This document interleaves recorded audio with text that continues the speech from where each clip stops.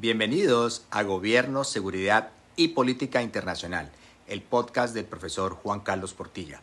Tuve la oportunidad de asistir a los estudios dirigidos en Derecho Internacional Público del curso de invierno de 2026 de la Academia de la Haya de Derecho Internacional, celebrado en el Palacio de la Paz, sede de la Corte Internacional de Justicia. La experiencia no solo permitió un acercamiento académico privilegiado a la evolución de las medidas provisionales y la doctrina erga omnes, sino también una comprensión más profunda del papel que hoy desempeña la tecnología en el litigio internacional. Medidas provisionales. La primera línea de defensa de los derechos en riesgo, la Corte Internacional de Justicia tiene la facultad de indicar medidas provisionales, de acuerdo al estatuto mismo de la Corte Internacional de Justicia, cuando las circunstancias así lo requieran, con el fin de preservar los derechos de las partes en litigio antes de que se dicte una decisión de fondo por parte de la Corte Internacional de Justicia. Esta herramienta procesal se ha convertido en un mecanismo esencial para evitar daños irreparables en contextos de urgencia, especialmente en litigios ambientales y en litigios relacionados con los derechos humanos. La práctica reciente de la Corte Internacional de Justicia en medidas provisionales demuestra que la tecnología ha transformado la forma en que los estados acreditan la existencia de un riesgo real e inminente. En Costa Rica contra Nicaragua, en un litigio ante la Corte en el 2011, las imágenes satelitales fueron decisivas para demostrar la afectación ambiental en la humedad de la isla Los Portillos. La Corte, al constatar la apertura de caños y presencia militar en la zona por las imágenes de satélite, ordenó a Nicaragua suspender de manera inmediata toda actividad. La evidencia tecnológica inclinó la balanza a favor de Costa Rica.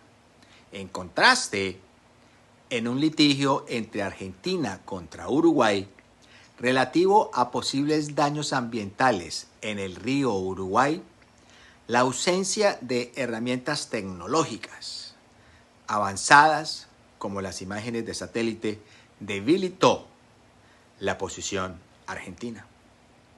La Corte concluyó que no se había demostrado un riesgo inminente y rechazó la solicitud de medidas provisionales.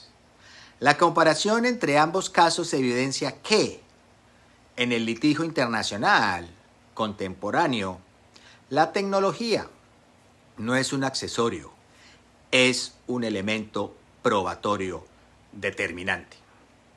Ahora vamos a hablar de la doctrina erga omnes, obligaciones que protegen bienes jurídicos universales.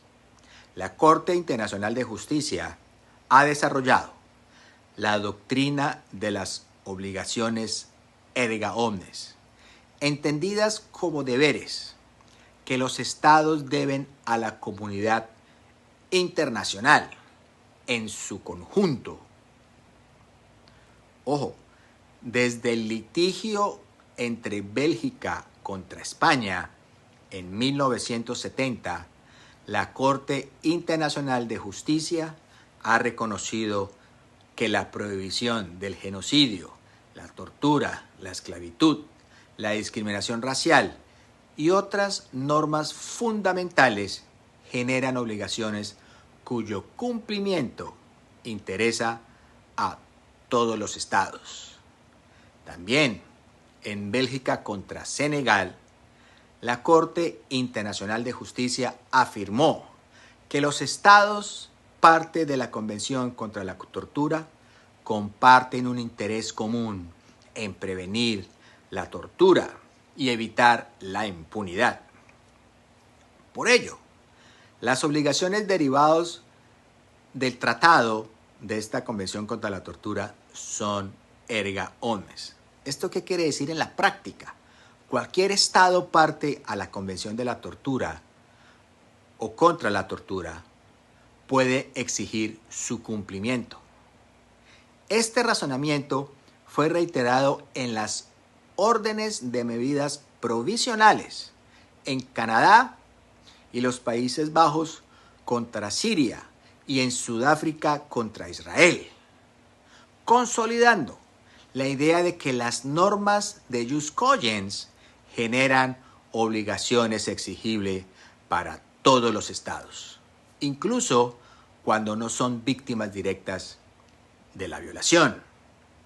La deuda pendiente con las víctimas de tortura en Venezuela.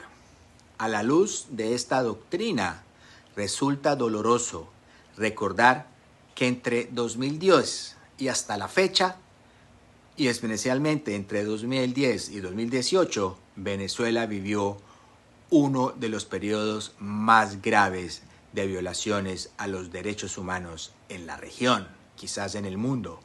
Miles de estudiantes opositores y miles de estudiantes y de líderes políticos fueron perseguidos, detenidos y torturados en centros de reclusión como el famoso y tenebroso Helicoide.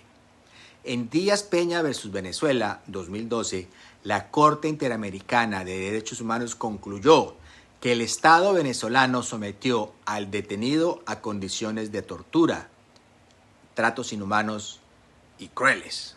Poco después, Venezuela, en la era de Hugo Chávez, se retiró de la Corte Interamericana de Derechos Humanos, dejando así a los venezolanos sin acceso a este foro judicial internacional.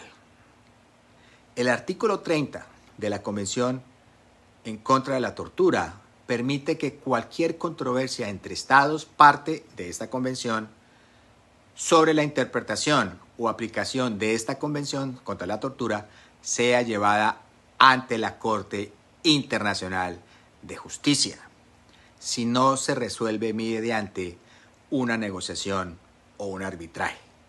Sin embargo, pese a la gravedad de los hechos y pese a que casi todos los estados latinoamericanos son parte de la Convención contra la Tortura, incluyendo a Colombia y, por supuesto, a Venezuela y países como Argentina, Brasil, Chile, El Salvador, ninguno de estos, incluyendo Colombia, acudió ante la Corte Internacional de Justicia para solicitar medidas provisionales que protegieran a las víctimas venezolanas. La región tenía la facultad jurídica y la legitimación internacional para actuar. No lo hizo. Esta inacción constituye una deuda histórica con las víctimas de Venezuela y con el derecho internacional. Muchas gracias.